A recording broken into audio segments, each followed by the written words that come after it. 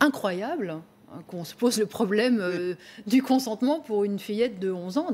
Je ne sais pas, moi, ce qui ressort du vide juridique ou ce qui ressort de l'interprétation des juges qui, manifestement... On manquait de bon sens.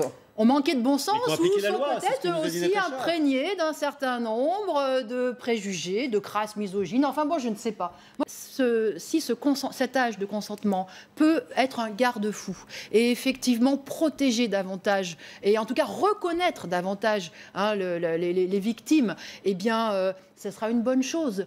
Il se pose le problème de l'âge, il se pose le problème aussi de est-ce qu'à 15 ans, par exemple, il faut interdire les relations amoureuses, les relations sexuelles avec quelqu'un qui a 18 ans, tout ça, c'est... Ah bah oui, c'est compliqué. Hein. Voilà, mais si c'est un garde-fou, ça peut être une bonne chose. Maintenant, ce que je pense, c'est qu'au-delà de l'arsenal pénal, on a effectivement un vrai problème, c'est que, oui, la condition des femmes régresse, oui, les préjugés sont tels qu'on voit que les violences sexuelles sont incroyablement présentes dans tous les milieux, parce que c'est ce qu'on a vu avec l'affaire Weinstein qui a suscité tout un certain nombre de déballages dans les hautes sphères, de la politique, des médias, etc. Moi, il y a une chose qui me frappe, c'est que dans tout ce mouvement, on entend surtout la voix des actrices, la voix des journalistes, la voix finalement des classes privilégiées. Alors que le harcèlement sexuel, les viols et le harcèlement sexuel au travail,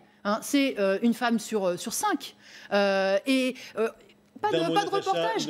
Quelle ouvrière, quelle employée, quelle simple intérimaire, quelle femme au foyer a-t-elle été invitée sur les plateaux pour témoigner et pour parler de sa situation? Il n'y en a pas.